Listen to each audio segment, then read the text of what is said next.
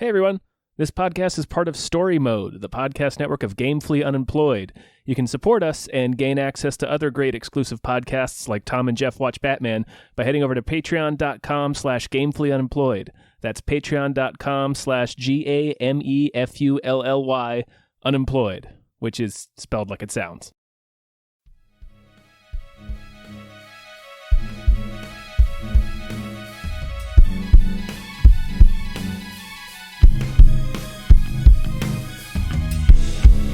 Hypecast mit Tom Reimann und David Bell.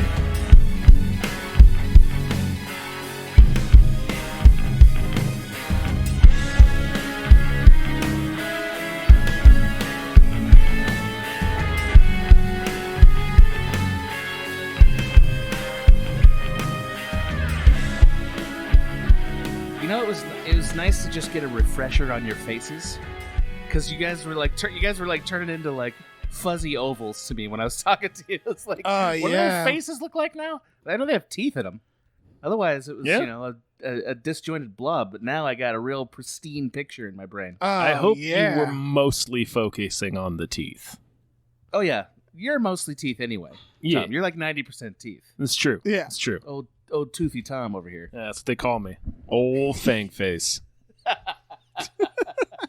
I like that old you got, FF. I like that you got a Mission Impossible 2 haircut. Has nobody complimented you on the John Woo stylings that you're I have no idea. putting out in the world?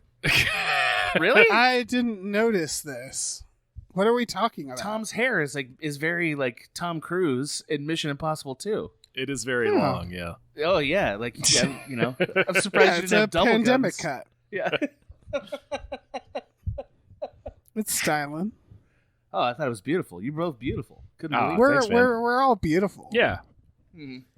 On the inside. On Yeah. the inside. That's true. That's true. Yeah. Do you think any of us looked at each other in the face and farted this weekend? What do you wait? Like Oh. a picture? Do I think or do I know? Do you know? And then also, do you think? I think it's both things. Oh, man, that's a good question. I don't know. Yeah. Yeah. Looked at wait. Look, What's the question? Dave, let's start early with the listening. Can we start early with listening? The question was, do you believe either, like any of us, looked at each other and farted at any time in the last weekend? You specified in the face. During the weekend, do you mean like a picture? Like looking at a photograph of you and farting? Okay, I'm going to go ahead and start the episode. Hello, everyone. Hi! Welcome to another episode of Hypecast. Hypecast. It's the show where we get hyped about stuff and or things. I'm your co-host, Tom Ryman. I'm your other co-host, David Bell. And we have a third person. And that person is Adam Ganser. And I've never contemplated the idea that either of you ever looked at a picture of me. And that's really disturbing me now.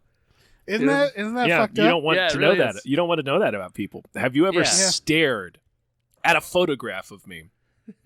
I don't need to know this. I don't want to know that. Indeed, I do No. not. Yes, no, Yeah. that's correct. Yeah. This is all accurate. It's very gross.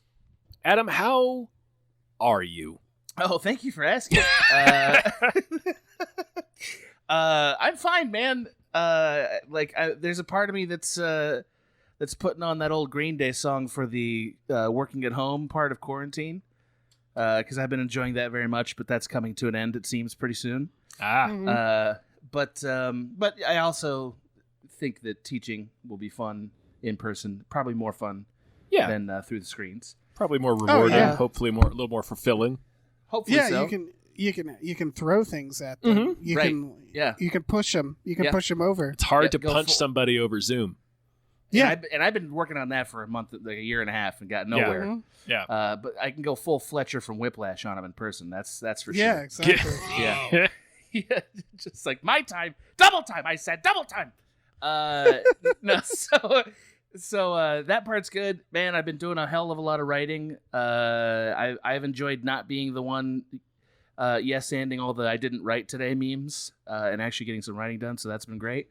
Good. That's cool. Yeah, and my sister's coming to town for the first time in 3 years. So the shit's coming up, Gans. Is the point. Yeah. Yeah. It sounds like things are really coming together for you. Yeah. They really are. Yeah. I'm It's real glad- cohesion. glad I could be here for that. Me too. I imagined you here when I told you about it, so it worked out good. It's a fuzzy nebulous blob with teeth. Yeah. Grinning at me, toothfully. Yep. Yeah. What do you think of this Far Cry stuff? Wait, what? Did you watch? I did. I watched the Far Cry stuff. I asked Dave yesterday, like, are we going to talk about Far Cry? And he's like, you could add it. I'm like, I'm not going to add shit because I want watched... Tom not to murder me, but Dave doesn't care if I die. So, well, I don't. I watched the gameplay footage too. Yeah. Tom, did you watch any of it? No. Okay. It looks slick. Right? It looks slick. Well, the gameplay footage is weird. It only shows you like 15 seconds of any given moment. Sure. And it just keeps skipping around. And I was like, what are you hiding? What are you hiding, Far Cry? I think but they're other than hiding. that- They're hiding the fact that it's still Far Cry. Yeah. That's what everything they tried to show was like, okay, so this is the new stuff. Like, there's some designer weapons that are creative, and the locale is very cool. I personally like Far Cry, so I'm happy to play another Far Cry game. It's never going to be an A+, right? Like, that's not possible. Right. Yeah. And I am also right there with you, where it's like, I never not want to play Far Cry. Yeah. So it's a fun game. Yeah. Yeah. But it is the game that it is, though. Right. They have firmly established what it is, so it's not like it's going to surprise you. I mean, they're pitching it around as though they made a lot of game innovations. In fact, I think our boy Swaim made a video to that effect on IGN. yeah. But like, I still think a lot's got to be put in quotes. But like, I feel like all right, we don't have to talk too much about Far Cry, but like, sure, Far Cry is fine. Like, it's it's an fine. open world, That's perfectly fine, first-person yeah. shooter. It's pretty fun. Yeah. And Yeah. I enjoy it. I like that you can co-op. You can do co-op. that was first person. That's huge. That was the That's- real that's revelation of the last Yeah. game, being able to like just hijack helicopters and dive out of them like assholes. And yeah. the co-op was the big thing in the last game for That was sure. a lot. I had a lot of fun playing that game. You had a bear named Cheeseburger you could sick on people. I like Get that. in there, Yeah. bear! I love. And then, Get in there, bear! Tom, you'll be happy to know in this new one, I believe you have an alligator. Oh. You also have a tiny wiener dog. Oh, I've seen the wiener dog. Yeah. Yeah. It's like, but is its back half just like a cart? It's like a wiener dog in a wheelchair. Yeah, Yeah. Yeah. with one of those wheeled carts that they make Yeah. for You dogs. basically just distract enemies with it because Right. they think it's cute, Yeah. I mean, and and then that's you murder that's them. almost a Metal Gear trope, right? Yeah. Like that's Yeah, very yeah, you're close to right. Metal Gear. I didn't hate it. I mean, it didn't sit that great after watching Horizon Forbidden West's footage like a couple of days before. Mm-hmm.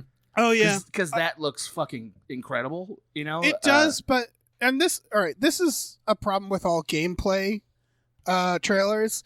It still looked highly on rails, which Horizon Yes, was it did. surprisingly not on rails. And I don't think the new one will be on rails either. I think it's just, gameplay trailers.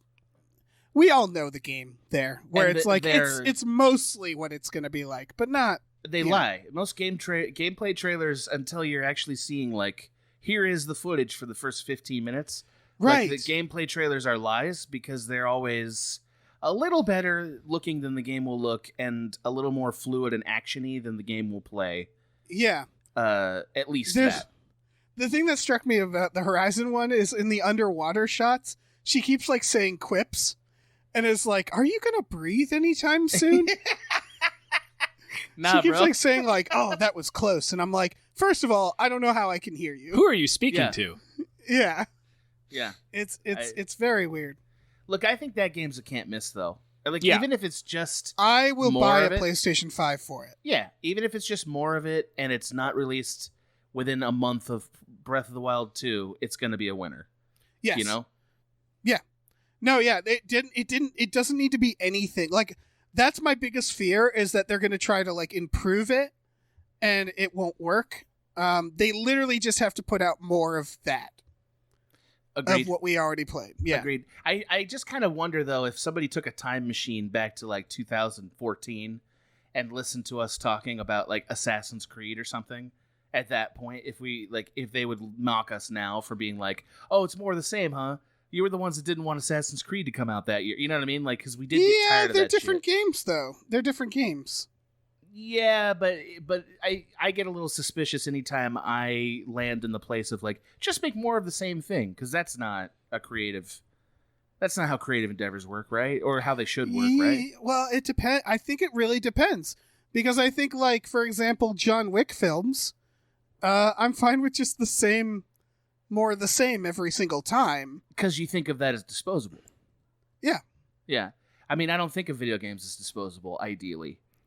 Like, if they made The Last of Us 2 and it was just more of the same, that would have been wrong, right? Yeah, it would have been wrong. Yeah, there's like a new plot and shit.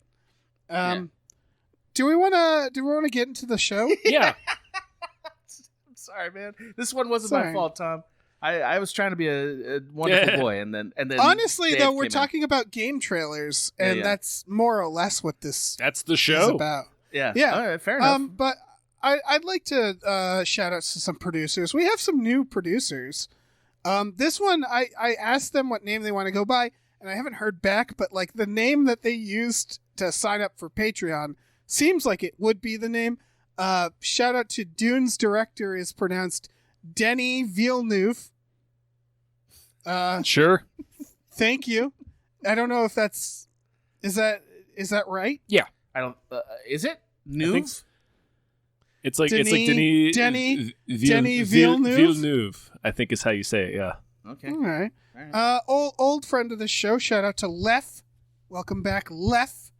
I promise I won't have to explain each one of these next time we go by. But the next one is shout out to Seismic Charge Noise.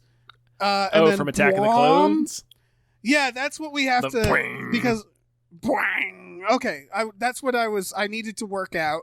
What is the noise? Not even quite right, because it is such a unique sound effect that they developed. Yeah, it's like boing. It's pretty sweet. Yeah, so I'll do my best. Your reaction to this request from your fans is astounding to me, because I'm like, wait a minute, bro. If you want me to do something on camera, I'm going to start a cameo. You can pay me to do that. I'm not going to research a sound effect. That's insane. Oh, they did pay us to do this. Yeah, that's right. I'm sorry. That's right. That's what this is. Yeah. I'll go back to shutting up forever now. Oh, that's a great idea, Adam. I'm glad you got there on your own. All right. Well, thank you. I just wanted to make sure, because it's spelled Blom, like the fucking Christopher Nolan Blom. I knew that wasn't right. It's not that Blom. It's a different Blom. No, it's Blom. Thanks to Jake. Sure. Thanks for not asking us to do a bunch of dumb shit. Thanks, Jake. He's my favorite. Thanks to Numino Ultra Microscopic Silico Volcaniconiosis Jones. Always a pleasure. Thanks to the baby from Eraserhead. Thank you very much. Thank you to Chiz Lily Tits. Yeah. Thank you. Thank you to these 7 Bs. Thank you very much. Thank you to Breezy Ruizy. Yeah. Thank you to Davey Francis for The Revenge. Electrifying. Yeah. Yep. And thank you to MVB.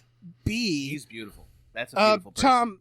Yeah. Oh, he's beautiful. Yeah. Tom, before you take over, I just want to also know I revamped all the thank yous. So if your name is inexplicably missing today, let me know. In case I accidentally dropped you off. Just also know that like it might not be in the same place it usually is. So watch with your ears the entire episode. All right. Yeah. That's all. Okay. Yeah, you have mixed some of these up. All right. Thank you to Chester's Prophet. Thank you to Definitely Not Guillermo del Toro. Thank you to Brian, who Tom knows. It's true. I do. Yeah. I do know him. Thank you to Bob Grenville. Thank you. Thank you to Steven. Thank you to Down Home Chicken. Thank you to Han Toomey, the Confused Cyborg. Thank you. Thank you to Hey Fuck You, I'm Happy Ed. Thank you to Dragon the Bus Driving Vampire. Thank you. Thank you to Tiger Joris Pratt Thompson. Raindrops keep falling on my head. Not saying it this week. Not this week. Thank you to Dan Hackroyd. Oh, Thank you. All right, let's get into these goddamn trailers. Did we thank Asking 7? Did we? Asking 7. I don't know. Thank you, Asking 7. Well, thank you, Asking 7, in case I missed it. All right, let's talk about Demonic. This came out like today. This is Neil Blomkamp's movie. It's Neil Blomkamp. That was something. Yeah, that was something. This is like The Matrix? I think he was fiddling with some kind of technology that, and I think this is it. I forget the details of it, but it was kind of like a I'm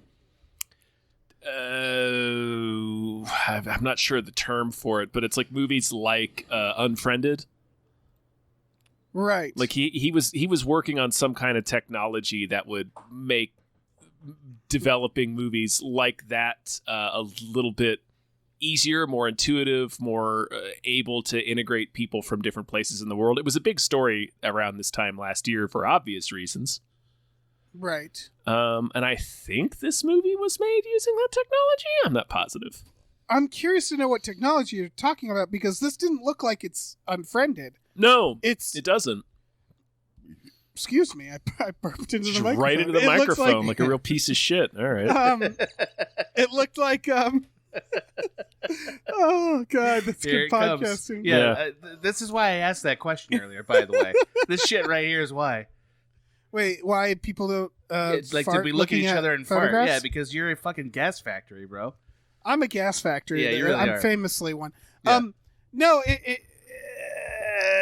this looks like it's like fear.com shit, Mhm. which I like. I'm glad I was just saying this the other day, that like we need to incorporate new technology in horror, because we're running out of shit, you know? It used to be, there was a time where some asshole could be like, what if a person, but they have fangs? And we're like, that's original and amazing.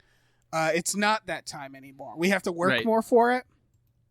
So like whatever this is, it doesn't look like anything I've seen before. Are you sure? Because I thought it looked like everything I'd seen before.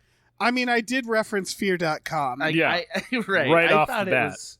I thought it was basically like part evil past, part sci-fi experiment gone wrong, part occult, and part extremely catchy song. Extremely catchy Right. song by Robot Villain, which I genuinely enjoyed. Mm-hmm. You know? I mean, everything kind of looks like everything else, Well, but it's just... I only say that because of course you could say that about any fucking movie, right? Like every movie's derivative in some way.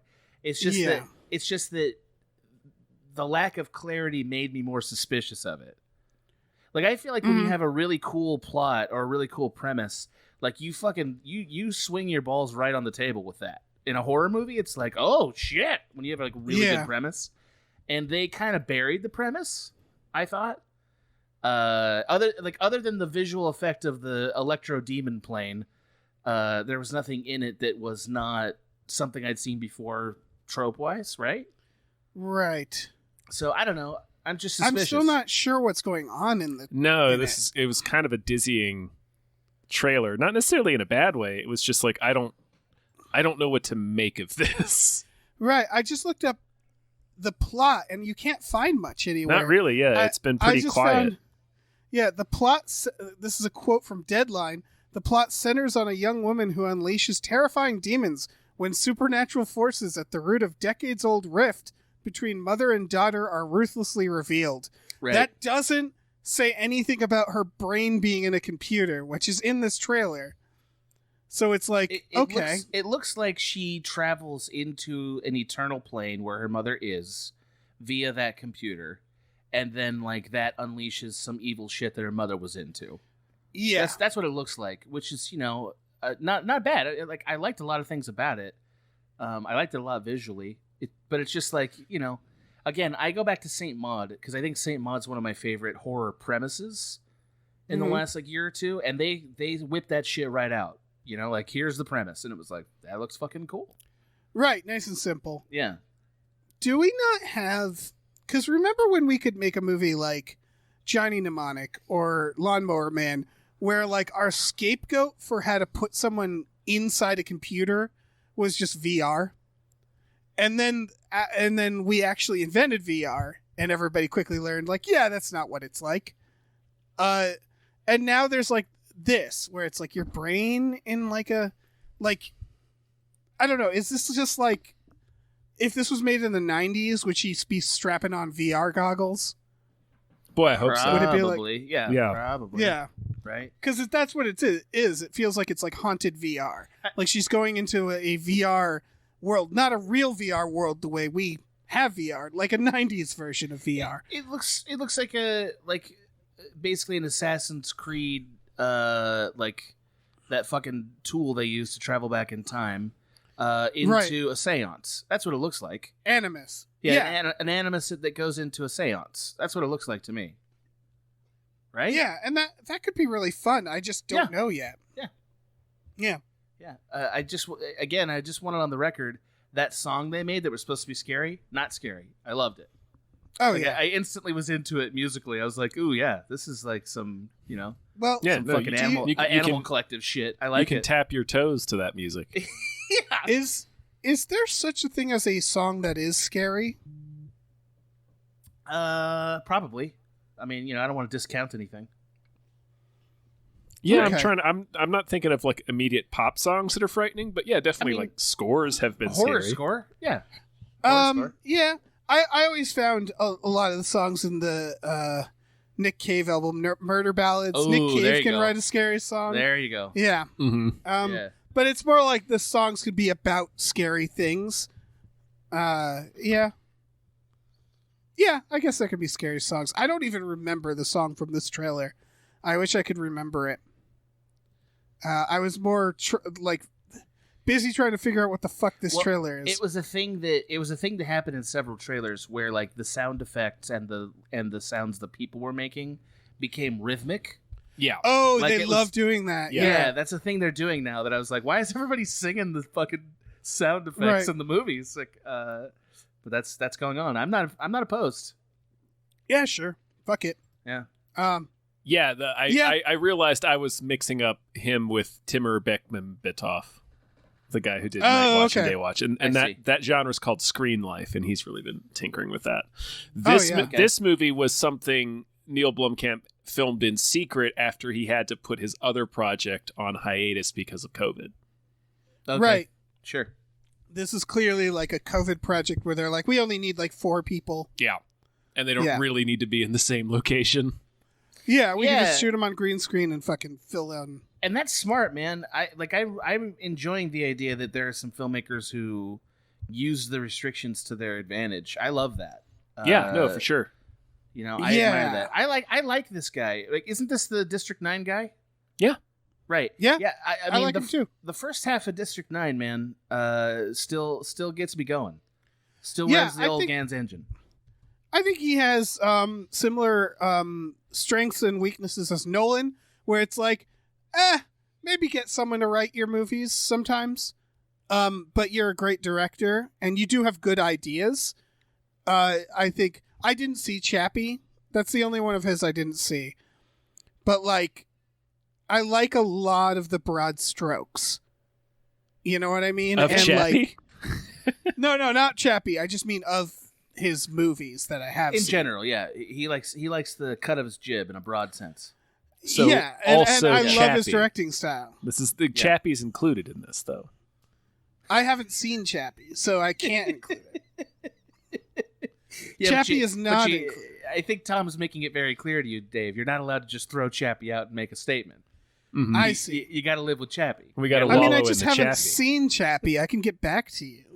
Okay, so we're gonna consider all your previous remarks stricken from the podcast. Sure. Mhm. But like, you know, movies like Elysium. Oh, you know what? I'm looking at his movies, and I realized I've only seen 2 of them. He only And the has 2 3. Yeah, think. exactly. Yeah, and he's done a lot of shorts. Yeah. But yeah, Elysium was really fun, and again, I like the broad strokes of it. I don't remember enough of the movie, but I remember there being like some plot holes, you know? And it's like, yeah, who gives a shit? I mean, yeah, if you're gonna work in high concept stuff, like beggars can't be choosers of plot holes. It's Yeah. it's very hard, you know. Also, Elysium is a little ahead of its time. Like, it's pre-Elon Musk, Yeah. and now it's like, oh yeah, you were right about that. Any other thoughts about Demonic? It's kind of a trailer that people just have to watch. Yeah. Like, I can't really. I have nothing to say about it. I wouldn't. The only thing I would write this off completely were it not from this director. Yeah, That's fair. I feel like it's a little boring that there's demons in this. right? Sure. I think that's I like demons. I don't know. No, I like demons too, but I think when you make it a weird, like tethered to a science fiction artifact, it becomes more Stargate than like supernatural terror. Well, what if they're You know? cyber demons? Like, sure, and like I'm not saying you can't do it. I'm just saying like, yeah, that I think that kind of dilutes what makes demons interesting. Yeah, You know? I do like to think that demons have kept up. Sure, Our technology. Sure, right. I'm not saying that demons are Luddites for sure. Yeah. Right. No. Yeah. Don't put that in. Like, don't Demons put that on were me. the first to adopt Google Glass. Yeah. They're still using it. Yeah, they're They still bought it using all it. up. It's a fucking Yeah. dead platform. It's unsupported platform. There's principalities that are all using various glasses to see shit. You know. Mm-hmm. All right, let's move on. Yeah. Let's talk about Infinite then. Sure. Yeah, dude.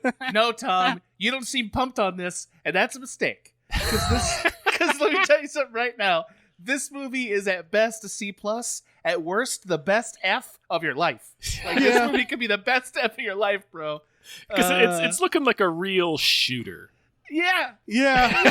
Well, I gotta talk about this trailer. Wait, Okay. to me, the most important question of this trailer, just sorry to steal your thunder, Dave, is what Wahlberg are we getting? Because if it's Wahlberg from The Happening, I'm all the way in on this movie. Yeah. All the way in. If he's just like, wait a minute, I had past lives? I'm way in on this movie instantly. You're telling me I have past lives? This isn't my. These aren't my weapons. I don't use weapons. And then he I don't touches a use weapon. weapons. Wait, these are my weapons. How did you get my weapons? This is going to be great. Oh, shit. I want to note that Jason Mantzoukas is third build in the IMDb of this. Sure. I Excellent. didn't even know he was in this. He's not in the trailer that I saw, but Yeah. He's not in the not trailer. that I detected. There's only one bad thing there's only one way that Jason Mantzoukas cannot improve a movie, and that's if they shackle him. If they try to make him a straight man, that's a mistake. Let him be who he is. You know? Come on. Yeah, absolutely. I want to talk about the trailer because so bad guy is talking to good guy. I think he might be Morpheus. He might be the Morpheus. Maybe not it's clear. it's Not it's clear. it's Chiwetel Ejiofor who he's It's usually Chiwetel, usually the bad guy. Yes. Wait, is And this the actor from 12 Years a Slave? Yes. Yeah. Okay, yeah. I thought so, and I was like, wow. Okay. Anyway, keep going. So he's talking to him, and he's like, "I think you're an infinite or whatever," and someone comes to rescue Marky Mark by driving a car into the building, which, first of all, not a very secure building. Let me tell you. If you're going to interrogate someone, interrogate them in a building where you can't drive a car through it, whatever. Counterpoint, And then we wouldn't get to drive a car through it. Yes.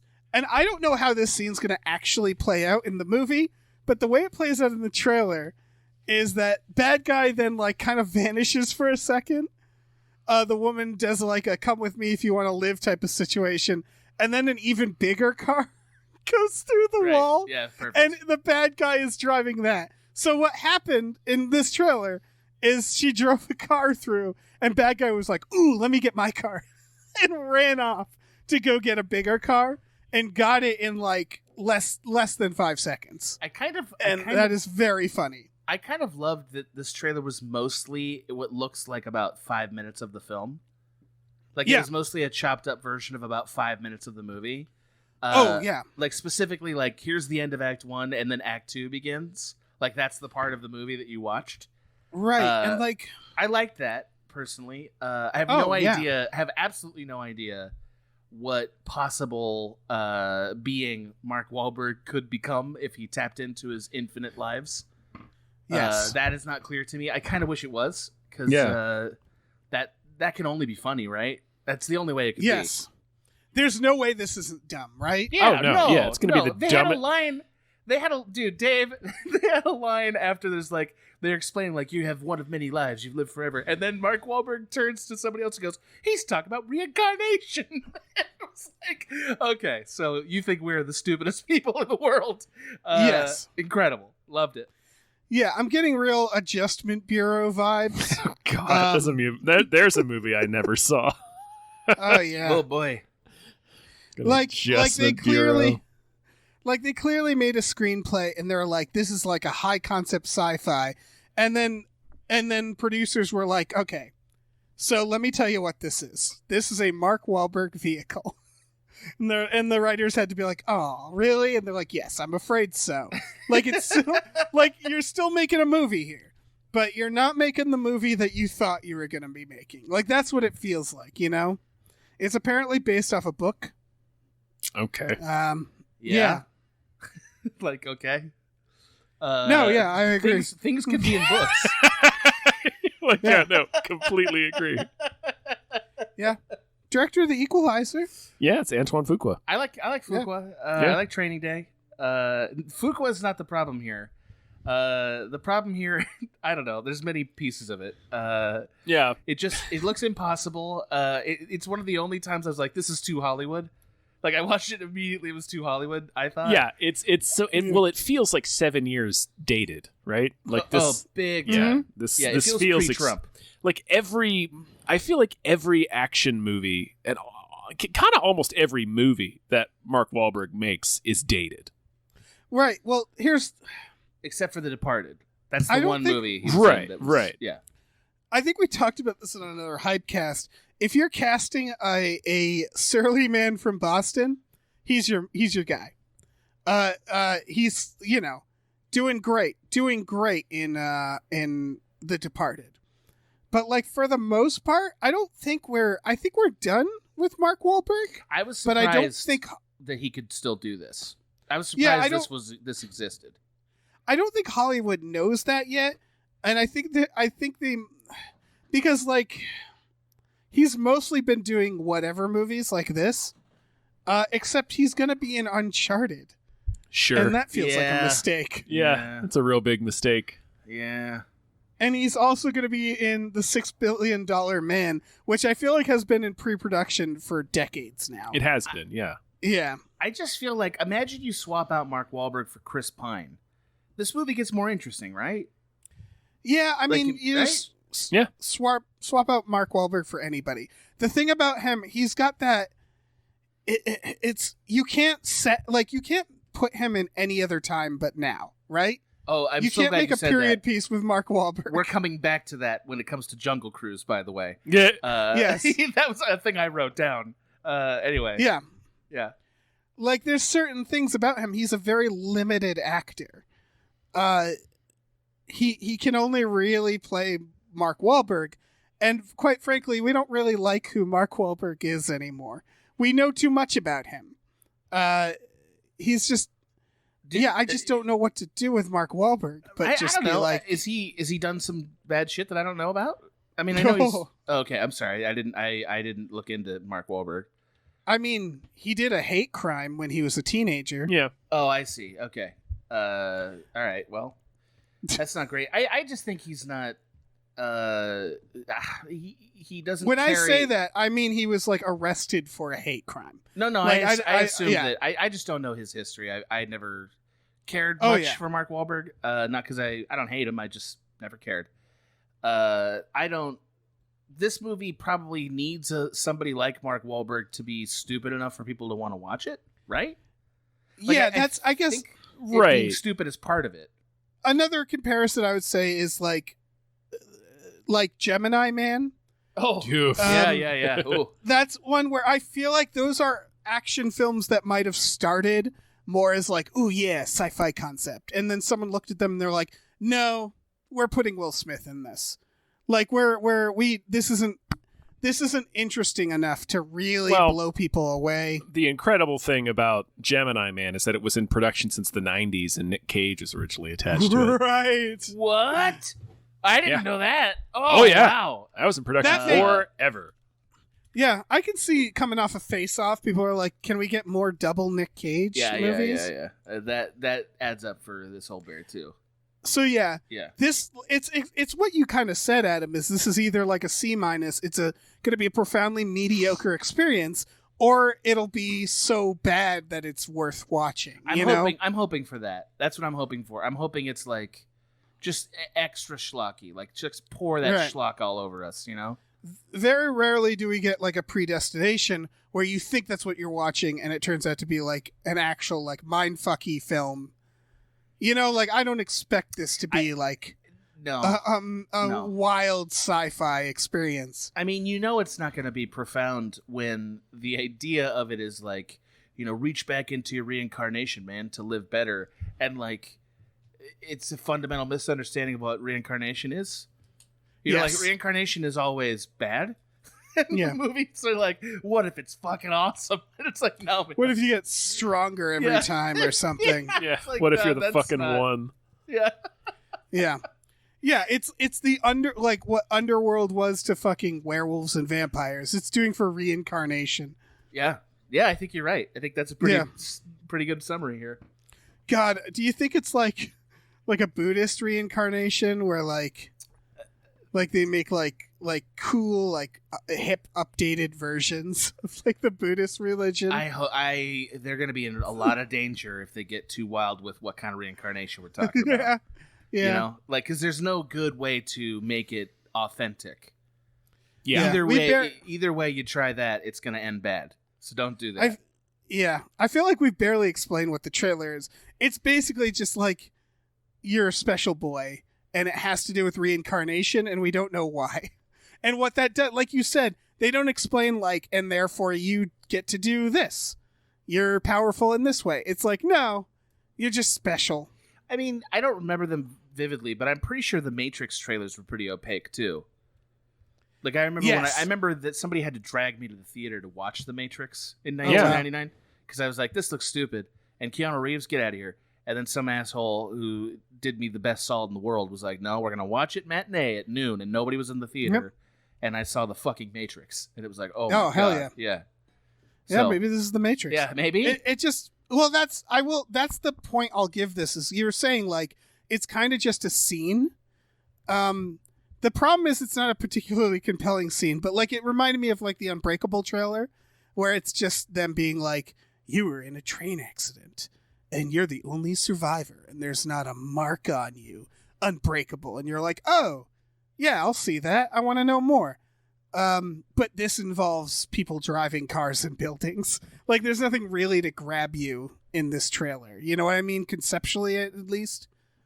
Right. Yeah. I mean, if you don't like the action piece, that's it. Yeah. Right? Yeah. And the concept of like the many lives thing is kind of, it's like, yeah, we've seen a lot of this. Like this. Yeah, exactly. This feels like worse Bloodshot. Yeah. Oh. All right. Let's keep going. Yeah, let's keep let's going. do that. Oh, I think the next two trailers, I don't think we're going to have much to say about. I think you might be mistaken, Dave. Oh, shit. Yeah. All right, let's talk about The Duke. Yes. The most British film ever. The character's the name is fucking Duke! Kempton Bunton. Oh, my God. Is the character's name. Yeah. I mean, they threw the word biscuit in there, just tickling our American sensibilities all over the place. It's Jim Broadbent, just delightfully befuddled old Jim Broadbent, stealing the fuck out of a painting and like ransoming it for the greater good. Yeah. Based on his true story. This character knows his movie is twee. From the beginning of it to the very fucking end. It's so British twee. It's great. Yes, it really is. It's very Waking Ned Divine, only not no names. Would you believe it's from the director of Notting Hill? Of course. Yeah, 100%. I would have assumed. How about Hyde Park on Hudson? Sure. Great. Yeah. Yeah. Tickleberry Lane. Sure. I'm gonna throw you guys through. I was gonna interrupt real quick. So Hyde Park on Hudson's actually that's the movie where Bill Murray plays FDR. I know. It's another delightful bullshit. Oh, I was just saying it's story. not like twee British. Anyway. No, but it feels twee British. But it's also the director of Changing Lanes. So they're not a one-trick pony, is my point. Boy, I don't know what to do with any of that information. I don't know. I'm just going to go back to the one observation that seemed like it was worth all the money, which is Jim Broadbent is having the time of his life. Just every moment from the moment he stole the painting until he goes to jail, presumably, is the best fucking week and a half or whatever of his life. He's not even a little worried about stealing a famous piece of art, or going to jail or his trial. Like, he's laughing at his trial. It's like, dude, what is this movie? Right. Yeah. Yeah, he's 60. So it's like, you Sure. know, he didn't give a fuck. Where are they going to put him in jail for 5 more years? That's how long people live, They right? said 10 It's okay, in the yeah. theater. Yeah. But yeah, I don't know. This is delightful. This is they might as well call this like, you can watch this with your parents, the movie. Yeah. Yep. You know? Yep. And I can't wait. I can't wait. I'll see it. I do have one like stirring hot take, I think. Ooh. Which is I don't want to see another social justice movie set in the 60s. Not a single one. I don't want to see it ever again. It does feel like it's about like he's giving the money to like veterans or something. Yes, they said Yeah. it was. They had like a review that said a stirring commentary on our times. It's like, no, the 60s are not an analog for our times anymore. Enough. The Yes. 60s were like 70 fucking years ago. Like, Right. It's enough, man. Like, Or I don't 60, want any. rather. 60 years ago. Yeah, I don't want any more boomer tales to tell me how my life goes. Like, just Yeah. enough. Yeah. Like, give me stuff that's set now. Come Yeah. on. Anyway, No, I agree. Any other hot takes on the Duke? I guess we No. didn't have that much to say. I just No. it delighted me. It delighted me how much he was Ooh. having a good time. Final thought. It should have been about him taking a dump. It's the Duke. Oh, the Duke. Yeah, here. sure. Yeah, the Duke. Real missed opportunity there. Yep. Real it's missed the opportunity, exact same tone, the exact same twee tone. It's just Right. about Yeah. Jim Broadbent taking a monster shit. Yeah, it's a Taking a 2-hour monster shit. odyssey That in just- the bathroom. It Yeah. mystifies an entire town, like Waking Ned Divine. It just like mystifies yeah. an entire town, so they have to like do some kind of grift up around like Jim Broadbent's just like hulking shit that he took. Yeah. Right. Yeah. It's called the Duke. It's Yeah, but they- it's Calendar Girls, only it's Jim Broadbent's hulking shit. Exactly. God, yes. You see how easily you could sell a movie, Tom? I don't know what you're doing, but get it fixed, bro. you just sold a movie. Yeah, man. All right, let's talk about Lansky.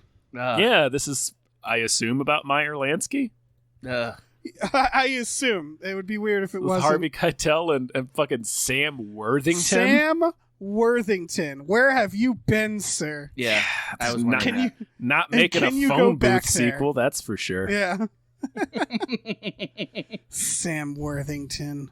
Yeah. What are you doing, man? Go back to James Cameron. I mean, look, if he can convince me that he can play any like a human, because like I'm not fully convinced that he can play like a person. Sam Worthington. He did not trip me up in this trailer. I did. I No. Nothing about what he's doing is bothering me. No, Here's the thing it about- only briefly tripped me up because when it first started, I thought he was Luke Evans. And then it went That on, was I was what- like, oh no, that's Sam Worthington. That's what I was gonna say. Is the only thing that tripped me up was I went, "Oh my God, that's Sam Worthington, isn't it?" When they told me it was him, because I had completely forgotten he existed.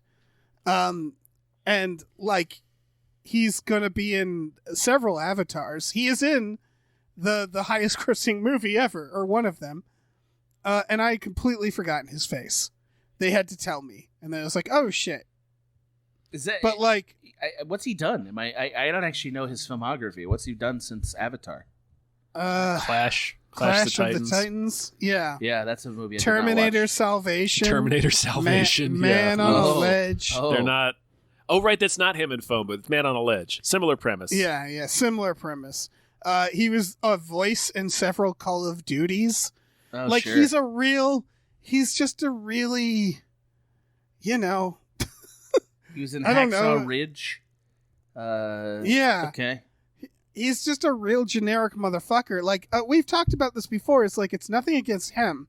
It's just that we already have white guys. Like, we already have, like, these, like, he looks like the default player of a video game, like where you customize your character. and he hasn't brought anything to the table. And again, it's, I don't want to be mean because it's not like there's nothing wrong with him.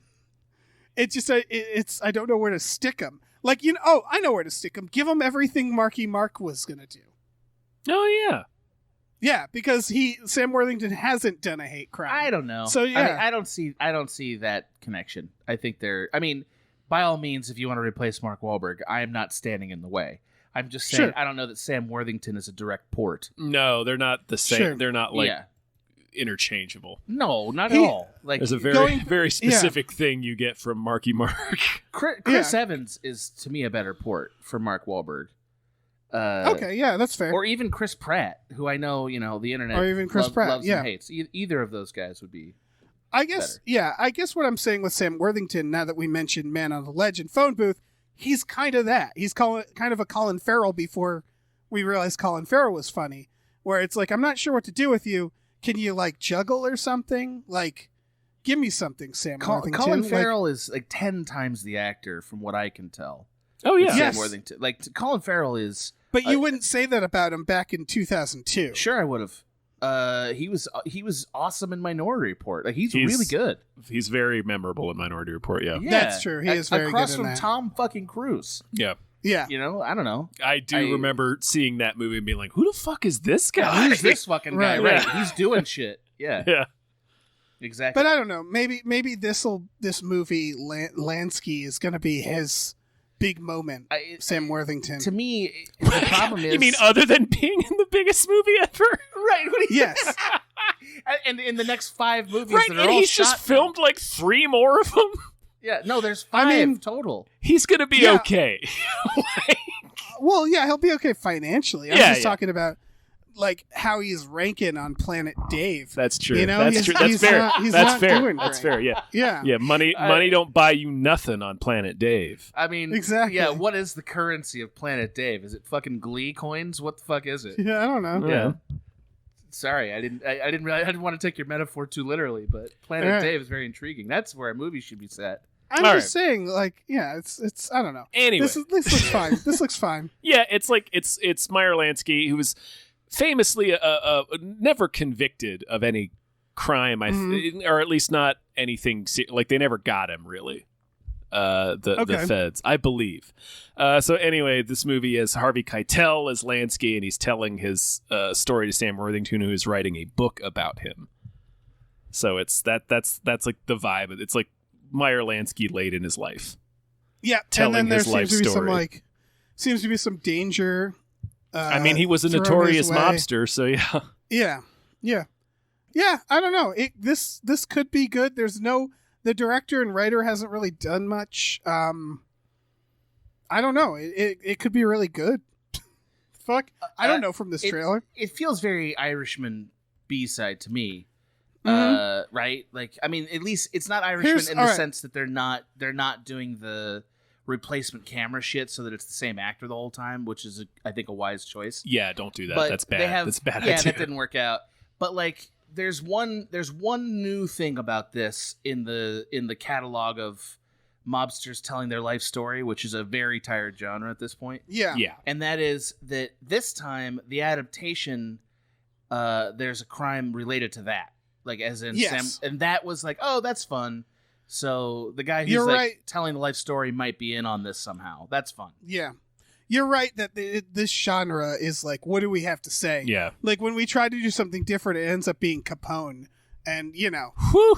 that. Yeah, exactly. Yeah, Although So it's Capone did give us the gift of heavily makeup Tom Hardy calling an alligator a fucking bum and blowing its head off because it stole a fish true. off his fishing line. Oh, that's God. true. Well, Yeah. that's incredible. I don't think this is gonna be good. No. I think it'll be okay. Here's my pulse on why it's not gonna be good. It's a single line, but it mattered. The line was like, they said at some point you guys were the underworld, and then he says we were the overworld, and I have no idea what that means. Like, no fucking idea what that means. Do you know what that means? Yeah. I'm guessing. Go ahead. Oh, Tom. No, you sounded more confident. Well, the line was, we were the overworld, you were the underworld. So he was saying, no, we were the real world. You guys were the stuff And he that's says like... you were the underworld after that? He does, yeah. Okay, I missed that part of the line. I Yeah. just was like baffled by that. It's I mean, it's not a good line anyway, but it did make more sense. Okay, that does help because I was like, yeah, I wrote it down. That's how fucking frustrated I was. I will say the man's glasses are incredible. I need to have those in my life. Oh yeah. His glasses are chill. Very pretty chill. sweet glasses. Yeah. Oh, yeah. That guy's chill positive on eyewear. That's for sure. Right. All right. Yeah, this has a very made for HBO movie in the 90s, like a true crime HBO movie from the 90s. Like this, which they were all like fine, but like very extremely forgettable. This feels like one of those. This feels like if we had to do what we just watched, we would be like, yeah, it was fine, and then I'd forget. Never think about it again. I forgot we watched Capone until you brought it up. So did I. I couldn't tell you the plot of that. Let's talk about Jungle Cruise. Jungle Book. No, it's Jungle Cruise. It's Jungle Jungle Cruise. Cruise. Jungle Cruise. My bad. I just wrote it down wrong. Speaking of people who can't be in the past, Right. The why Rock? the hell is The Rock in the past? It is not possible. Are you forgetting a little film called, I don't know, The Mummy Returns? That's not the past. The That's not the Scorpion past. King?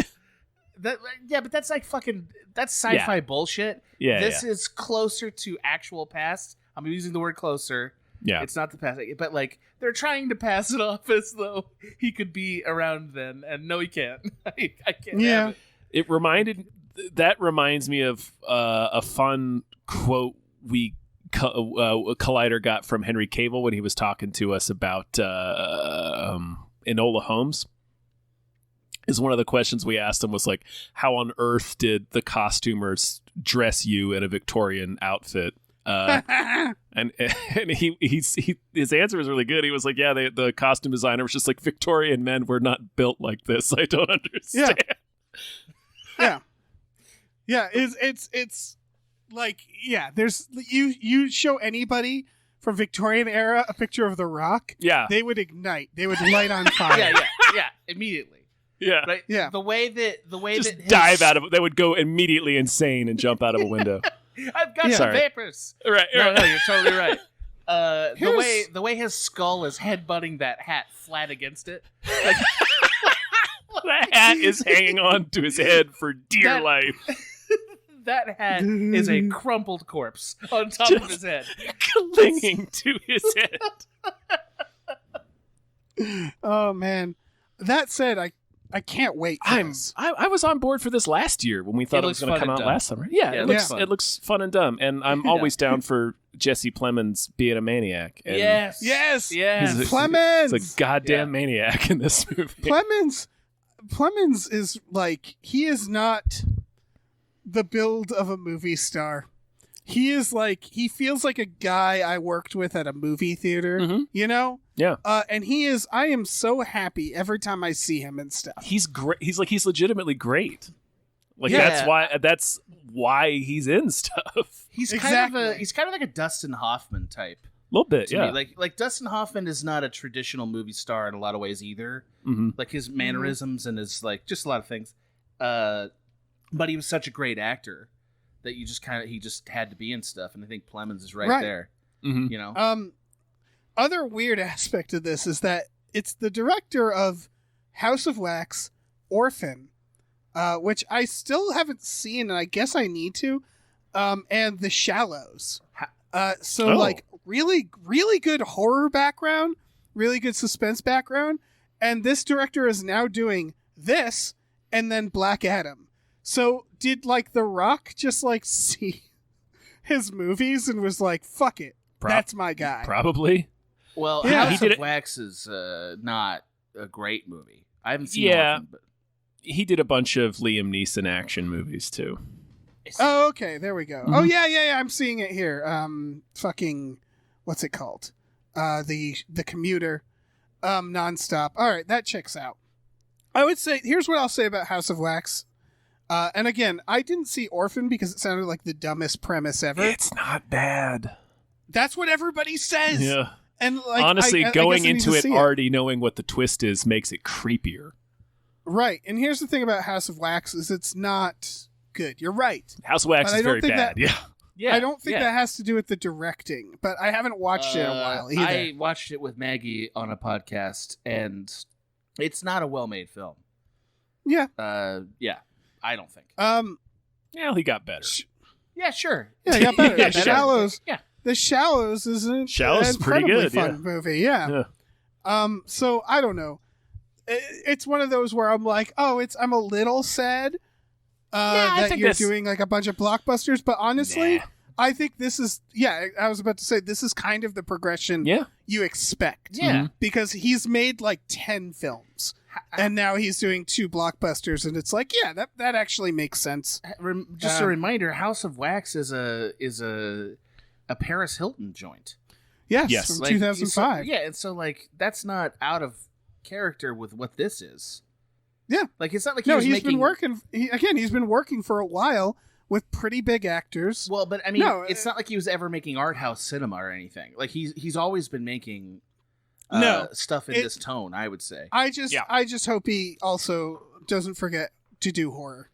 I think there's like, I don't know, Tom, would you agree with this? I think Peter Jackson fucked up a lot of horror fans, myself included, where there's this, like, Peter Jackson, I mean, fucking Lord of the Rings, amazing.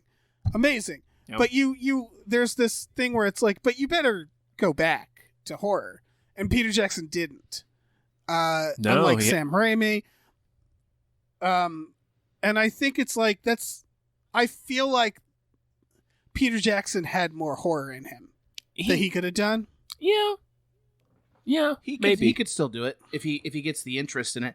I mean, also Lord of the Rings is horror. I don't know what you mean when you say go back to horror. It has horror aspects. A lot of horror in it. It's got a lot of horror in it. And so King Kong. I was about to say King Kong. He goes buck wild on that bug pit sequence. We're not calling those movies horror movies. No, not at all. He's not doing the genre officially, but he's adding those elements to his work. So I don't know. Yeah, it's the Doc Ock tentacles in Spider-Man 2, where like, this is just Evil Dead.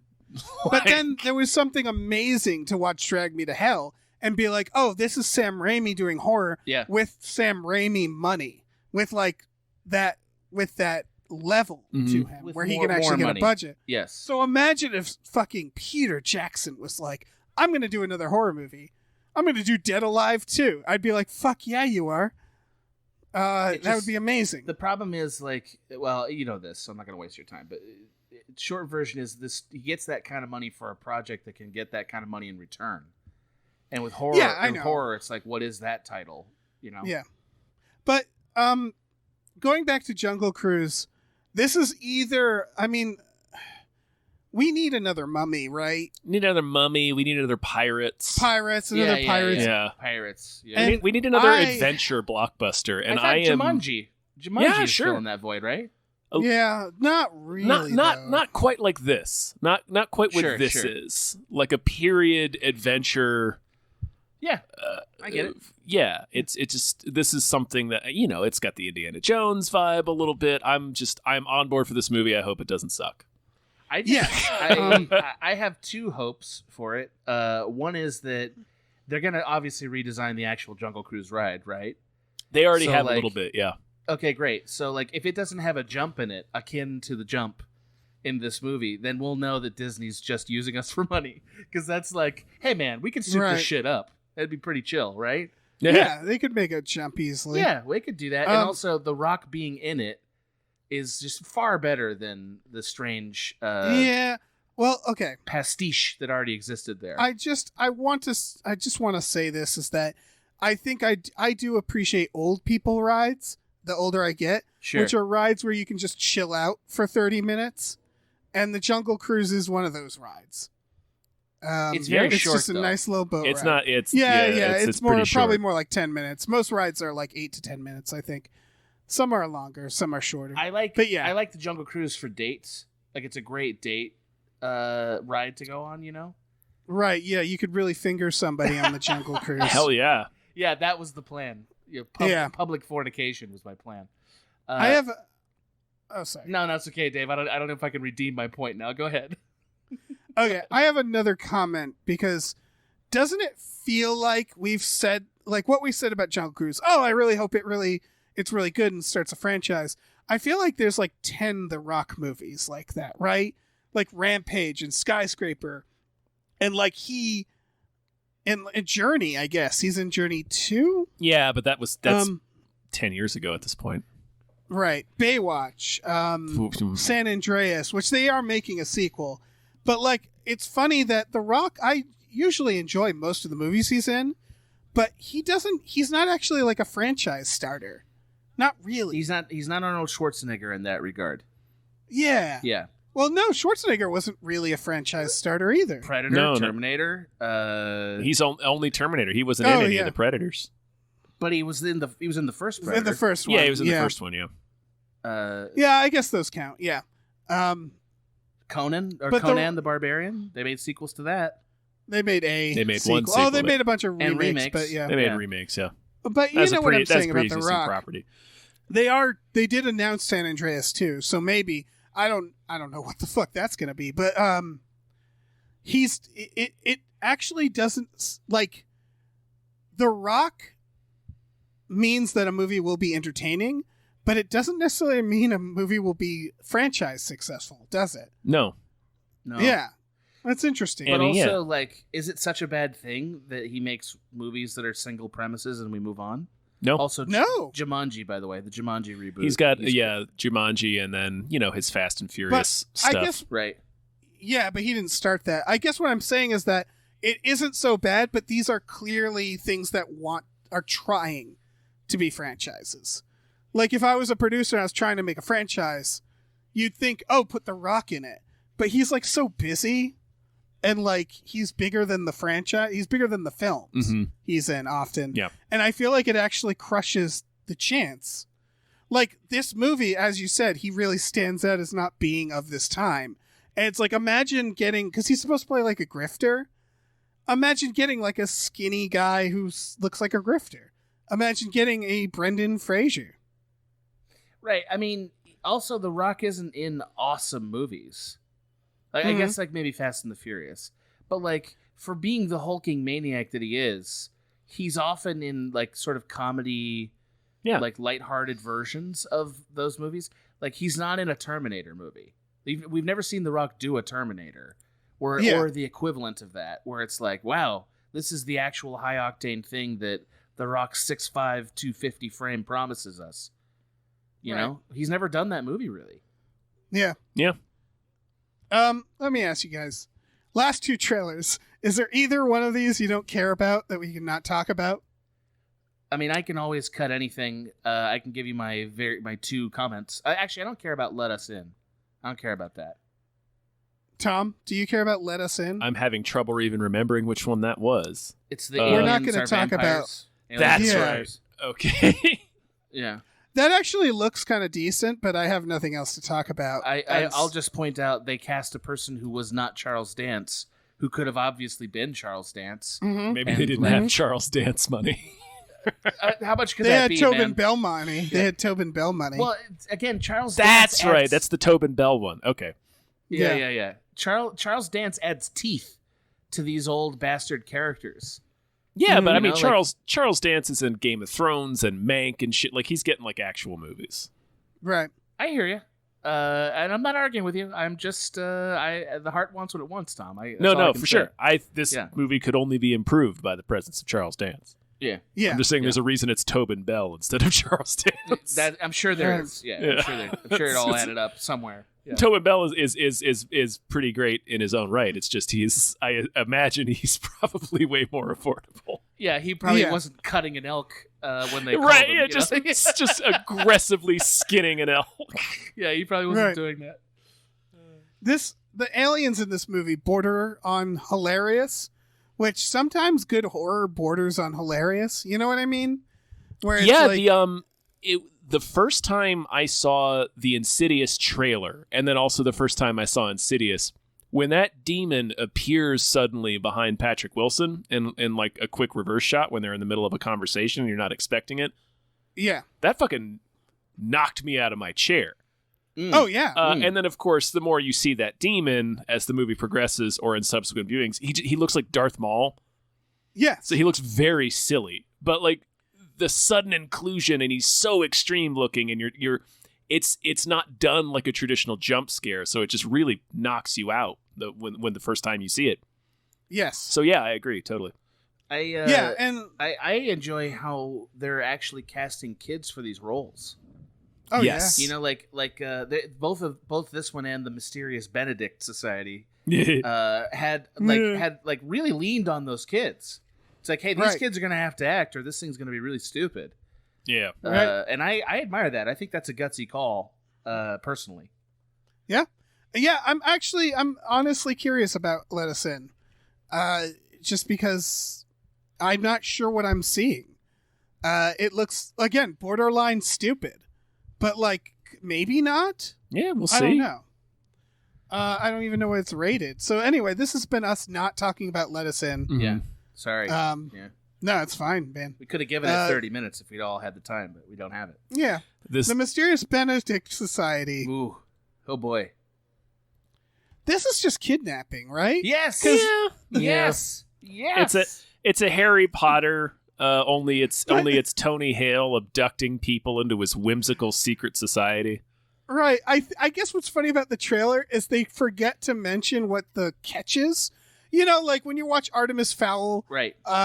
And don't, but when you do, they're like, in fairies and trolls exist. Or Harry Potter, they're like, in fairies and trolls exist. Right. Or Percy Jackson, they're like, in fairies and trolls exist. But in this one, they're like, and we're just people in a room.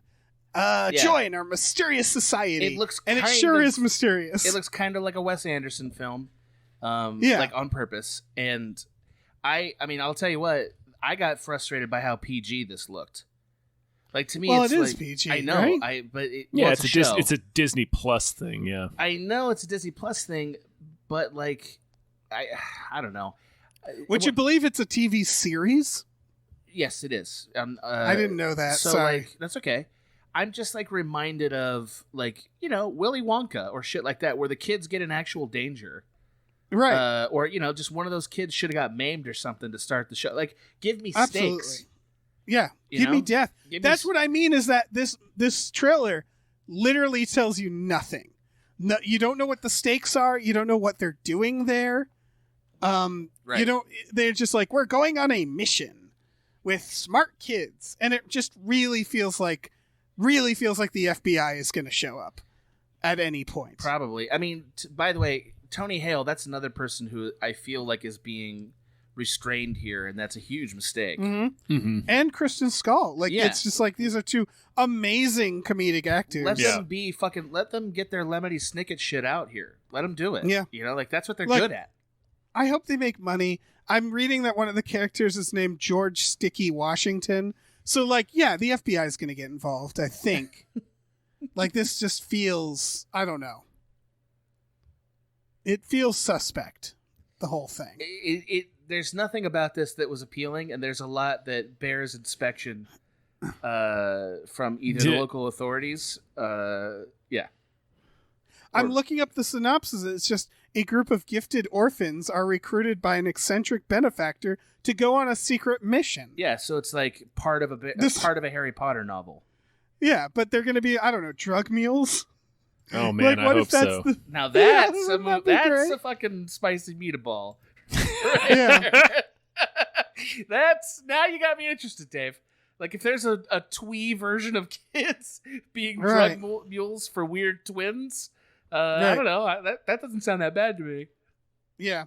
This just feels very lazy. It's based off a book series or a novel written in 2007, and like I know nothing about it. I'm judging very, just on what I see, but it feels like it's like they're just cranking it through that Lemmy snippet machine or whatever. Yeah. Where they're just like, yeah, we're going to get a movie deal give right us away. Give us a fucking Hogwarts. I don't care what it is. Yeah. Give us a Hogwarts. It's just, it's all the same. Yeah. To me, it's like, hey, why don't you go and do a sci-fi adventure with kids? Right. Or do one in fucking, ancient Mesopotamia, or right. pick an interesting place to do this shit. Right. This they don't even bother to tell me about magic or anything in this. Like, as far as I can tell, there's no catch. It's just a whimsical rich guy. That's it. You know what should have been done this way? Ender's Game. Can you imagine? Yeah, a twee Ender's It's like a real twee, and then they reveal what it is. Yeah, that would have been amazing. Oh. Yeah, just like the captain has eyeglasses and a pipe while he's explaining. Yeah, it let's to stick him. a fucking top hat on Harrison Ford. Yep. Yeah, Ah, that would have been great. yeah. Yeah. Should we get into news stories? Yeah, let's do it. Let's do it. All right, we got some more patrons to thank. The Kool-Aid Man says, "Get your vaccine. COVID sucks. I have proof. Woo! Thank you." Thank you to E.T. the Extravagant Terresticle. Yeah. Thank you to Cody Johnston's Time Machine Noise. Yeah. Thank you to Pete Vorpagel. Yeah. Thank you to Glitterous. Thank you to Thanks for Having Jason Pargin on. Here's $25. Yeah. Thank you to the Midnight Patron with patrons at midnight. Thank you. Let me jump in here. Thank you to Exploding Runes. Thank Thank you to Andrew How. Thank you. Thank you to Vincent. Yep. Thank you to RevMD. Thank you. Thank you to Dr. DNA. Sure. Thank you. Thank you to Lauren Gucci. Thank you. Yeah. And thank you to Bootler Bootlesson. Thank you. Yep. So we got a TMNT, Teenage Mutant Ninja Turtles reboot. Yeah. 2025. Seth Rogen. 2023. You wrote the date down wrong. Oh, my yeah. bad. That's better. Why did it take us so long to hitch Seth Rogen to one of these? I think he just, I It's don't know. his project, right? Yeah. No, it's It- him and Evan Goldberg. I forget what their company's called. so but yeah, like, Right. we didn't hitch him to it. He pitched this. he picked it. Yeah. Yeah. Wow. So we didn't even, because if I was a producer, I would have, back when Michael Bay was like, I'm going to make a Ninja Turtles, I'd be like, fuck that, give it to fucking Seth Rogen. Why? Why would you give it to Seth Rogen? What is it that Seth Rogen would do with it that is so interesting? I don't know. This- it feels like it makes sense. This is what appeals to me about it. Since initially hearing about the project is, I mean, they went the Michael Bay route, which was trying to make it like a Transformers, Epic. which Yeah. which doesn't work for the Turtles. It was bad. Yeah. Yeah. Rogen and Goldberg make way more sense for a comedy about teenagers. Yes. And then Okay. you I mean, they tried, they've tried action comedies before with varying results. Sometimes you get a Green Hornet, sometimes you get Pineapple Express. But I think those guys are a good fit to at least let them try something, because we've tried the Michael Bay glossy big budget epic reboot, and it didn't work because it's not right Yeah, for the Turtles. It's not the right tone. I'm willing to put forward the name I think is actually perfect for this. Sure. And that's Taika Waititi. Yes, that's the perfect person to do this. Oh, yeah, but he's the perfect person to do most things. Yeah. No. He has a range. His range, he does action comedy. Okay, well, here's... in a pristine way. Like this is like he's perfect for this, right? Here's probably. Here's what makes him... Well, here's what makes him work, is that he can be meta, but he can dial that back. He's not a Joss Whedon with that. Right. Like Thor Ragnarok has a lot of moments where it breaks tension and takes away. Right. But like, why not? And why not do that in a Ninja Turtles? There's just that. Yeah, I think that's the right place. You're right, Thomas. Seth Rogen. It's like varying degrees. I hope they don't go like Diablo Cody Powerpuff Girls. Oof. Yeah, I hope we don't. I hope we don't get something like that where it's like too meta. Have I sent you guys that script? Because my God, I've seen a lot of I screen grabs. I have the complete script. I'll send it to you both. It is My God. That's incredible. I just want this to have 1 degree of revelatory angle, like just anything. Like, and well, not because, like, just the name of the person making it is not enough for me. Can I pitch the worst idea? Sure. They should do like an adult one where they're just burnouts, where Seth Rogen is just the voice of Michelangelo. Right. I hope they don't stick Seth Rogen as the voice, because he's got too much of a man voice, and I think they know that. I think they're aware of that. Yeah. Yeah, I think they're more than aware. But yeah, I kind of like the idea of Burnout Ninja Turtles. But that's not a movie anybody should make or watch. No, here's what. Apart from just the names attached, the way he announced it was by sharing a picture of a piece of like Leonardo's school notes, and like just reading that has me excited. Like, I think, oh, this is a cool. Like, it's really. Right. exploring the teenage aspect of it. Yes. I love that because I assume they're homeschooled, right? Oh, you would have to Yeah. be, right? You would have to be. Yeah. It's So, totally like, different world if not. I love the idea of taking like school notes on like on a note paper and like, yeah, did Splinter set up a classroom? Yeah, I want to know these things. I actually see, and I know you guys are going to think this is nonsense. I think that Teenage Mutant Ninja Turtles needs to go, in general, into more of a thriller horror direction. Well, I was about to say they could do original comics. Mhm. Well, I'm thinking like closer to Stranger Things would be a good move for this franchise, because when we've done like schlocky action comedy with teenagers, they inevitably collapse into sort of laughing at the premise and not taking it seriously, which I think is why we're never satisfied with it. You know, like, it's not because of the pieces. The pieces are fine. It's because nobody's really trying to do it, like trying to actually tell the story. They're just trying to get them on screen so that we can make some money. You know, like nobody's passionate about this. Maybe Seth Rogen is. Maybe he's that guy. And I don't more know, power because to a him. lot of people grew up on Ninja Turtles who are passionate. So did I. I do think there's weird things to do, because there's the gritty original movie, and you think like, ooh, that would kind of doing like a grittier one if they leaned into it, or if they just kind of went in line with that one. I feel like you could almost do that, you know? Like you could almost do like a James Gunn Ninja Turtles, or like a Tim Miller. Right.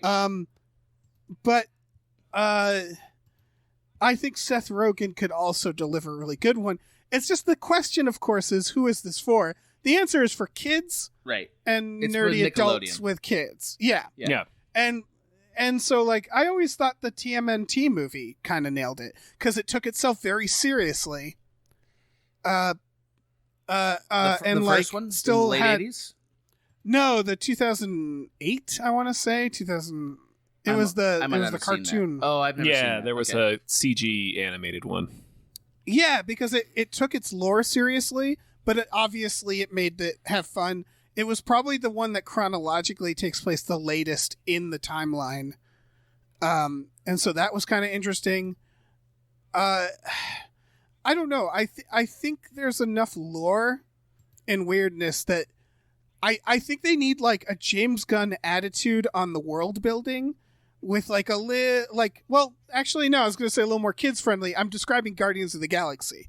Like that, I think, is kind of the attitude they need, where like there's so much like Dimension X madness that I want to see, and I want to see them fucking just say fuck it and dive right into it. I go back to this fact, right? Teenage Mutant Ninja Turtles as an idea, when I was a kid at least, felt very much like, ooh, this is going to be exciting and sort of like playful, but ultimately like kind of more like a dark actiony vibe to it. And I get that from the very famous opening credits, right? That like that promised that, and then the show was actually kind of a sitcom, and they basically, I mean, I think Michael Bay in a way was actually trying to deliver Teenage Mutant Ninja Turtles the title sequence as movies, and he's just, you know, I don't know, it just wasn't great. I think I honestly think the Michael Bay ones didn't start from Ninja Turtles. They started from, well, we did the Transformers. Right, so let's Like, just I do think that, but Ninja Turtles. Yeah, exactly. I'm like in the Megan Fox in there like really spoke to it, because nothing against Megan Fox, but like she wasn't really playing April O'Neil. She was just playing I'm Megan Fox. Right. You know, like, and it's just like there was hints of it, especially in the second, but like it felt phoned in terms of actually giving a shit about the source material. Mm-hmm. I'm in the zone where it's like, hey, what if we tried the like actually trying the ninja stuff, like as in that culture, that training, like they're living in that kind of a, like they're living in something closer to a monastery, and like it's actually kind of strict. And that's the first one. Right. Like, what if we actually do that as the template for the show and that vibe? You know, I don't know. And that doesn't really seem like what we're going to get here. I have nothing against Seth Rogen or this adaptation. I'm just like, hey, we're going to keep getting Ninja Turtles, right? Like, that's never Yeah. going to go away, no matter what. For sure. Yeah, for sure. So, like, hey, man, let's try the version that's been sitting on the table forever, which is, like, the actual, mildly intense, mildly dark, these kids are in sort of an intense training to be ninja, and, like, they care about that, but they're also sort of teenagers and they're at war with each other because of that. Like, they're at war with themselves because of that. That's fun to me. I like that. Oh, yeah. I don't know. Maybe that's just old AG's opinion. Sure. There's just a lot of ways to go with it. Yeah. I don't know. But I keep they're doing the same way. That's what I'm getting at. They're doing the same way. I don't know. I don't know if they're doing like the gritty way. We don't know enough about it. We just know that Seth Rogen. Well, and then we have that paper that Tom pointed out. The Notebook paper, yeah. Yeah, that I think says a very clear tone, which is pretty close to what it used to be. Yeah. Yeah, they're teenagers. It's right there in the name. It sure is. All right, I'm not going to... All right, I can see Tom doesn't want me to take you on here, so I'm going to let that go. Am I you hearing are wrong. that it sounds like I won, but sure. Go ahead, Dave. It's your show. Congratulations. Enjoy your show. All right. So, you guys excited for this extended cut of Super Mario Brothers? No. Yeah, not I hate really. that it I mean, I'll watch it again just because it's more Super Mario Brothers movie, but yeah, sure. Exactly. It's more Super Mario Brothers movie. 20 extra minutes. Mhm. In fact. It's when I read what was in it, I just found it very surprising that they were able to cut it at all. Like, there are things in it that are like, there was a rap song they cut. Yeah. There was an entire Mario Brothers versus Mafia plumbing angle. Yep. That they just cut. Yep. Well, the Scapellis, yeah, that was a whole thing. That's implied in the they mention movie, them, but it's not. That's the it's Scapellis- just that's it. Yeah, they're the catalyst. They start because the Scapellis sabotage Daisy's dig, on behalf, I think, of the big bad guy. I forget exactly how that works. I'll have to watch it again. But they're involved. The Scapellis are involved. But yeah, there was more to it, and you can feel that. You can feel like there's more to it. I just think we're ready as a society to kind of come around on Super Mario Brothers. No, movie. we're not. I think No, we're not. I think we're starting to gain a new appreciation of how it's someone. I mean, someone was tasked in making a Super Mario Brothers movie and said, I'm going to make Brazil, and then just did that. And I don't know. I feel like we don't appreciate enough how incredibly ballsy that is as a move. But it was the opposite way, right? Like, he was trying to make some other property. They were trying to make Max Headroom. Max Headroom. Mhm. Right. And then they were tasked with making Super Mario, and I guess they didn't want to rewrite much. Right. This is the Mario So they're Brothers. like- This is the Super Mario Brothers 2 of movies, where it's Yeah. like, we just need we need a Mario thing immediately. Like, whatever you got, put Mario on it. Yeah. You And know? it's amazing. It's an amazing film. I go back to. I'm sure there's a podcast somebody can go back through the archives. My opinion on Mario has always been make an actual animated movie. Just make a real animated movie. Give it a shot. Yes, or expand on this universe. Can you imagine This universe if is they nothing. were like? Can you imagine if they announced a new Super Mario Brothers movie and we found out it was a continuation of this universe, and it was like son of Mario and Luigi, and it was just all the same stuff. They go back into this world, and it's like Return to Oz. Yeah, and Oh God, yeah. yeah. Wario is basically like a shiny gangster, like God, yes. yeah, like wearing That's the new. Oh wearing my a silver God, jumpsuit, that's the villain of the sequel. You're right. Right, and he's bald, but he doesn't have a mustache or a red nose. He just All right. yeah. We're going long, but I need to ask you guys who should play. That's what I was thinking Wario. about. Bryan Cranston, probably. Nailed it. I can't beat that. That's amazing. Boy, that's a pretty tough pull. It's a pretty tough pull. I was gonna say John Goodman. So you put John Goodman in that role. Yeah, Bryan Cranston, It's got to Wario. be Cranston, yeah. Yeah, Holy shit. that's pretty fucking good. It's pretty fucking. I'm not entirely opposed to Harvey Keitel, by the way. Just like a real Yeah, old, no, just yeah, real Get yeah. him in there as Wario. Waluigi. Yeah. Waluigi. Oh, Instead of being fuck. like, "Wow," he just comes and he's like, "Look, did you hear what he said? Get the fuck out of here." He's like, What the fuck are you real still doing here intense. for? Yeah, You still the fuck doing you it? still You still here bothering my fucking friend? I didn't give you permission to take these fucking mushrooms. Put the fucking mushrooms down. I instinctively started opening my notes app and was going to write this down as if I could do anything about this. It's just like, oh my god, this has to Like, happen. this really put a fire under your ass. Like, Yeah. this is like, yeah, something's like, gotta oh, happen. gotta, I am motivated Gotta to get writing. create now. Yeah. Yeah. yeah. Oh man. Holy shit. Yeah. All right, well, we have some more producers to think. do. So Yeah. let's. Just briefly, though, the one thing I loved about this link is that at the bottom, there was another article that was the top 10 Super Mario levels of all time, and you could bet your ass I read all that.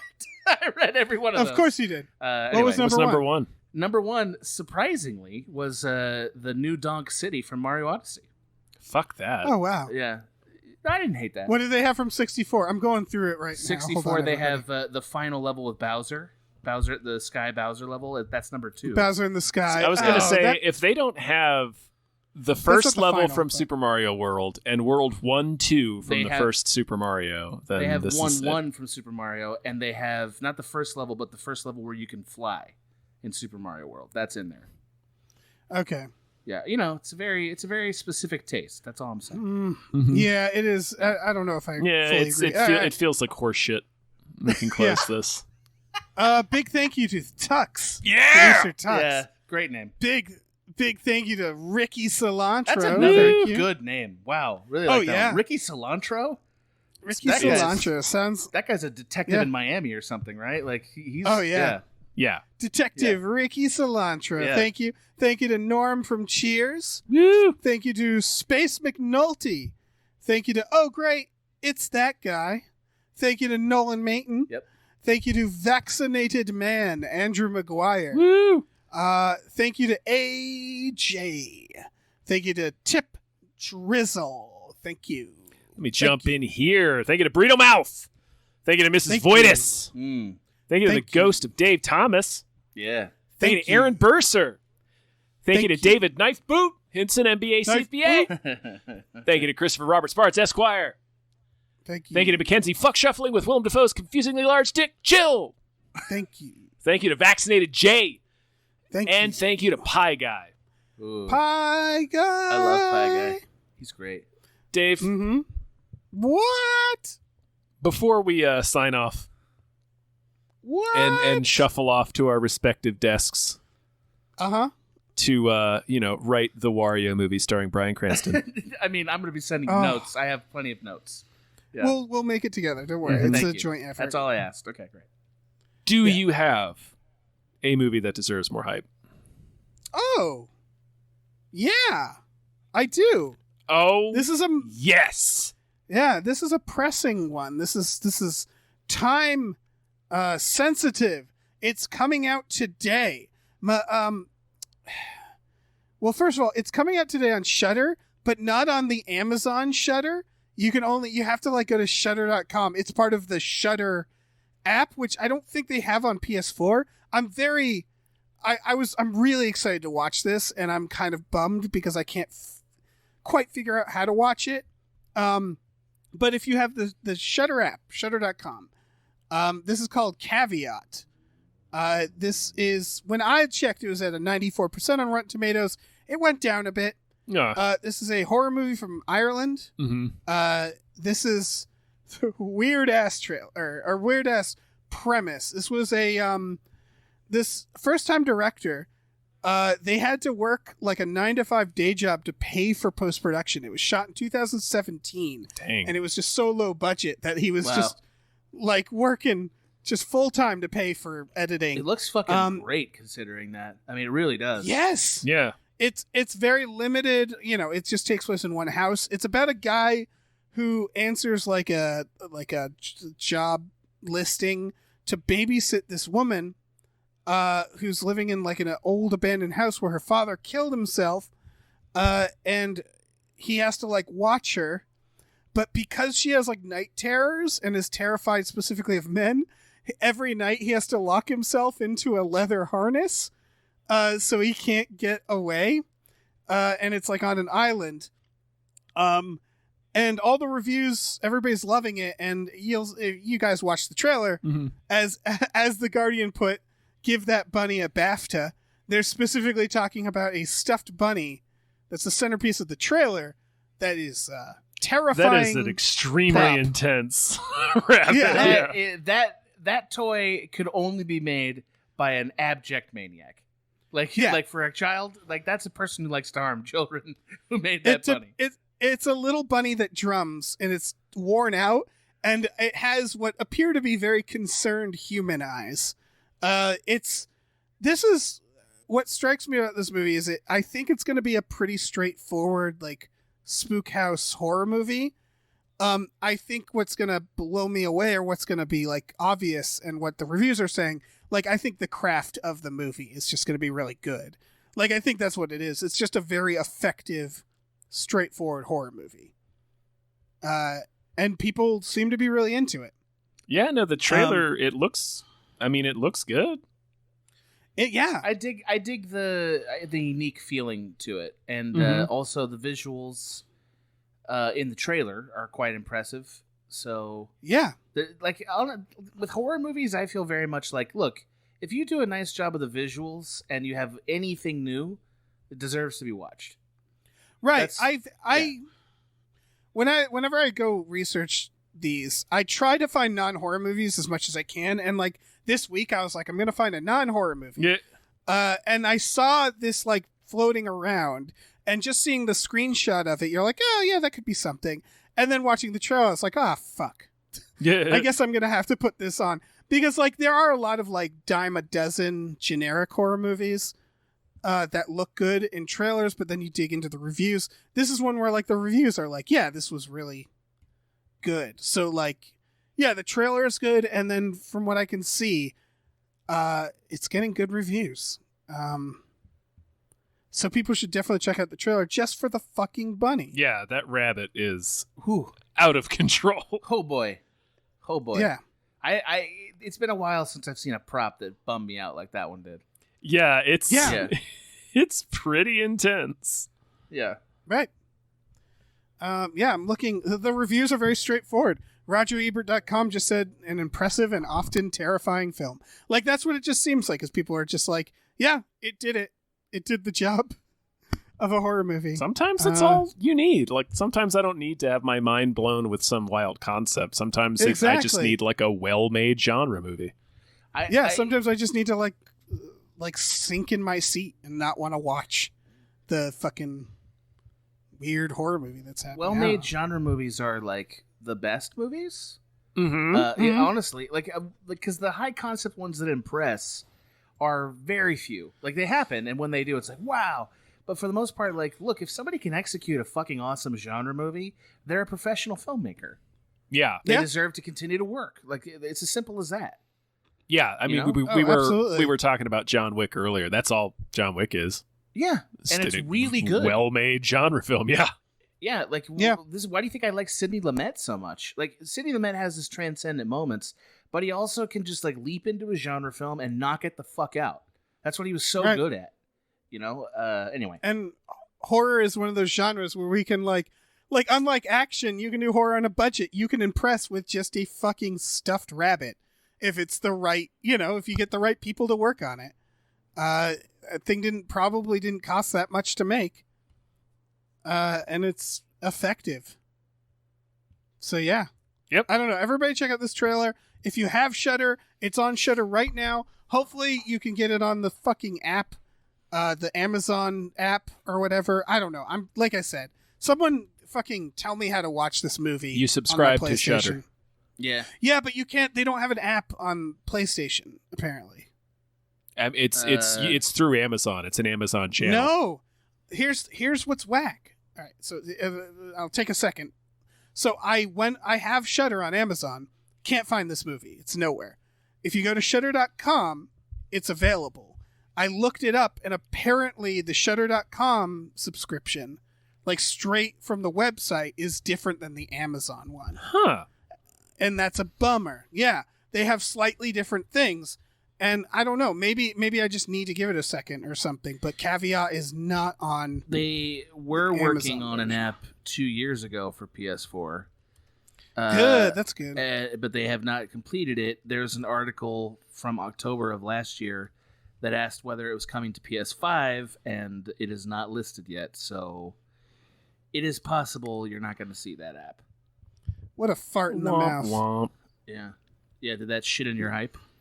Yeah, man, it's shit Yeah. all over my hype. Yeah. Yeah. Like a, But I don't know, like I a think- big old beefy Jim Broadbent shit. Boy. Full circle, baby. Woo, that's a call We did back, it. baby. Oh, are we good? Are we done? Yeah, probably. Ganser? I'm done. Ganser? I'm done. I can just go stare at some pictures of you if I need any more. Yeah. You know? Listen. Hey, thank you Hey. for being on. You know, sure. Why not? Do you have anything to tell people? No, other than those of you who are interested in watching my streams, because I stream pretty regularly now. You got some hot streams. I do. I stream all. Yeah, they're very. You're hot always streams. you're always freaking streaming, man. It's wild. Yeah. It's wild. To put it in perspective, like today I was bummed because I wanted to have your hot stream on and you weren't streaming. Yeah. Well, I mean, basically I stream anytime I'm not working. If I'm not working, I'm streaming. Right. So you can check out my streams at The Real Gans on twitch.tv.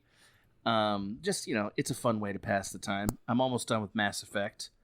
So there's that. There's my Twitter, The Real Gans. You can see me on the Discord if you're one of the privileged few who pay to support this wonderful network. Or hear my podcasts on our sister network, Small Beans. I got 3 of them there. And then nothing else to say at the moment, but one day. Yeah, check out his hot streams. Yeah, man. Yeah. Dave will come in there and flush him out with some nipple talk. Trust me.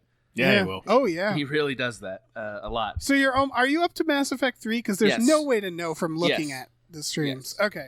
Yeah, I'm taking a break It's because just- I basically put in like 40 hours on Mass Effect since it came out, and I was like, okay, that's enough. That's Right. quite a lot of Mass Effect. Yeah. Yeah, it's great. It was very good. I really enjoyed it. You know who could do a Mass Effect movie? Sam Worthington. Why not? He's got that. Yeah, Yeah. I would love to direct a Mass Effect movie. All right. That or a Hollywood. BioShock movie. Like either of those things would be a thrill to make for me. Yeah. Hollywood, take note. Yeah, Take yeah, note. yeah. Yeah, they've Yeah. been trying to get that BioShock movie off the ground for It's years. so expensive. It's so Yeah. expensive. Yeah. Yeah. Let me tell you guys about our Patreon real quick. It's patreon.com/gamefullyunemployed. If you go on there, you get exclusive podcasts like Tom and Jeff Watch Batman, Fox Mulder is a Maniac, and Star Trek The Next Futurama. Those are all on there. Every Friday night, we watch movies with our patrons. It's great. We're great. You know, Yeah. we're having a great time. We're pretty great. We also have a store at tpublic.com/stores/gamefullyunemployed where you can get t-shirts, masks, mugs, stickers, posters, all kinds of things. Check that out. Check it out. Maybe we'll start selling prepackaged lumps of Jim Broadbent shit Yes. and Adam's hot streams. Oh yeah, thought they go streams. together. They do. They combo mix meal. well. They Yeah, mix it's a combo meal. well. Mm. All right. Say goodbye, everyone. Bye. Goodbye. Bye.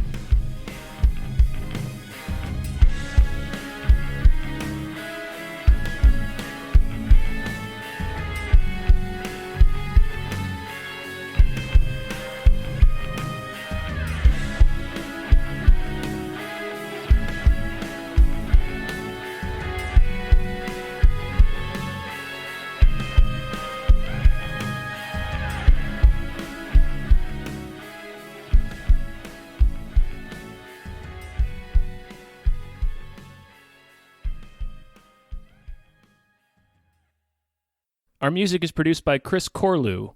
You can follow him on Twitter at @thecorlew, CORLEW, and find more music at shipwreckedsailor.bandcamp.com. Our artwork is produced by Justin Brown. You can follow him on Twitter at @JustinTBrown, and find more of his artwork at artnessbyjustinbrown.com and justinbrown.info.